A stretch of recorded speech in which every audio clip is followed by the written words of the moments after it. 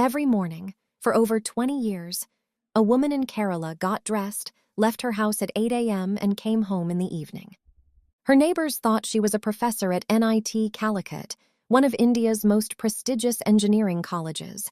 She had a fake ID card to walk the campus, a fake job title, a fake master's degree. She was a first-year college dropout who had never held a job in her life. Now, you'd think that's the craziest thing about her. It is not even close. 6 people died in her family over 14 years. Every single death, heart attack. Every single body cremated quickly.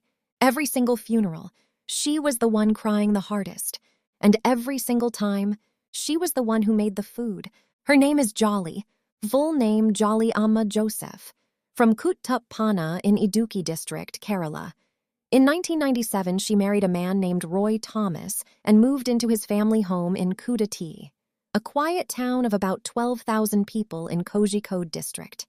The kind of place where everyone goes to the same church, knows who your parents are, and has an opinion about your life choices.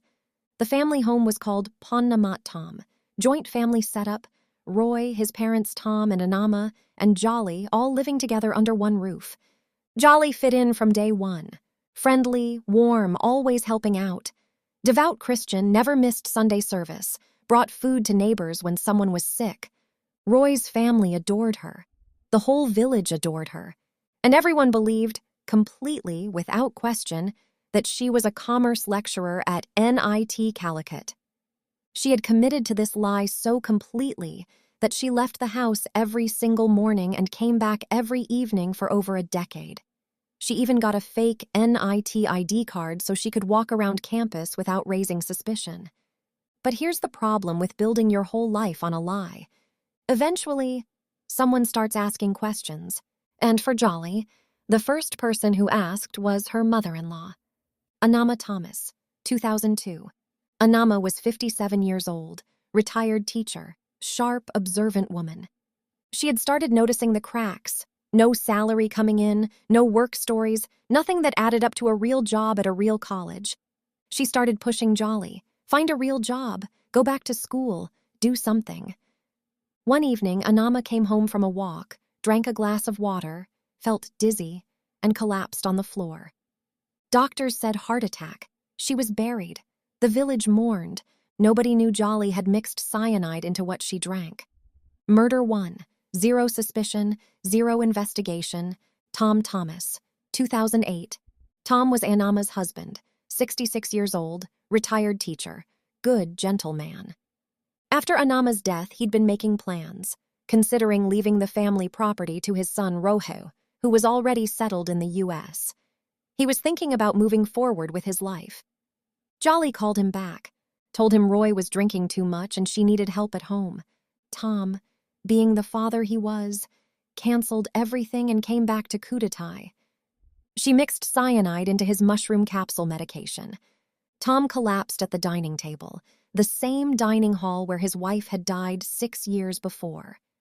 Heart attack, said the doctors. And then, a new version of Tom's will appeared, one that transferred the family home and property directly to Roy and Jolly. Jolly had forged it. 2 down, nobody connecting anything. Roy Thomas, 2011. Roy was Jolly's husband, father of their 2 sons. By 2011, he was struggling, drinking heavily. Things at home were falling apart. The lies were starting to pile up in ways that were getting harder to manage around him. On the evening of September 30th, 2011, Roy ate dinner and went to the bathroom. He was found on the floor, vomiting, foaming at the mouth. He died at the hospital that night. Jolly told the family, the neighbors, and the police that Roy hadn't eaten since 3:30 that afternoon. Heart attack, probably the drinking. She was already in a relationship with Shaju, Roy's own cousin. Neighbors said she was completely devastated at the funeral. She was not. Roy's siblings weren't convinced. But when his brother Roho, calling from the U.S., raised concerns, the family turned on him. They told Roho he was only saying this because he wanted the property for himself. Such was Jolly's hold on everyone around her. The investigation was closed. 3 down. Matthew, 2014. Matthew was Anama's brother, 68 years old, and he was not letting this go. After Roy died, Matthew pushed hard for a real investigation. He kept asking questions. He told people something was wrong in that house. Jolly mixed cyanide into his drink. Matthew collapsed and died. The person asking the most dangerous questions was gone. 4 members of the same family, 12 years, every single one, natural causes. Now I need you to stay with me for this next one. Jolly wanted to marry Shaju, but Shaju had a wife and a daughter. The daughter's name was Alphine. She was 1.5 years old. Jolly gave the child cyanide. When investigators later asked her why she targeted young girls, she said girls would be a liability once they grew up. 1.5 years old, Seely, 2016. Seely was Shaju's wife, 44 years old. Jolly took her to a dental appointment at a clinic in Tuhmar Useri. While they were there, at the dentist, doing something completely ordinary, Jolly mixed cyanide into her medication. Seely died. 6 months later, Jolly married Shaju. 6 people, 14 years, 1 woman. The same town, the same church, the same dining table, and not a single death that the system flagged. Now, back to Rojo. Rojo Thomas was Roy's brother. He'd been in the U.S. watching his family disappear one by one, his mother, his father, his brother, his uncle, and he could not make peace with any of it. In 2018, he flew back to Kerala. No lawyer, no forensics team, just him. He started filing RTI applications, right to information requests, pulling official government records on each death. When he got hold of Roy's autopsy report, he found the crack. Jolly had told everyone Roy hadn't eaten since 3:30 p.m. That's what she told the family. That's what she told the police. That's what went into the record. The autopsy report said Roy had eaten rice and Bengal graham curry at 8:30 that night. That's it. That's the thread. One lie, one document, one man who flew back from the U.S. and refused to accept a heart attack. Rojo filed a formal complaint alongside his sister Renji and their neighbor Mohammed Bava. Police reopened the investigation. They found over 50 discrepancies between Jolly's statements and the actual evidence.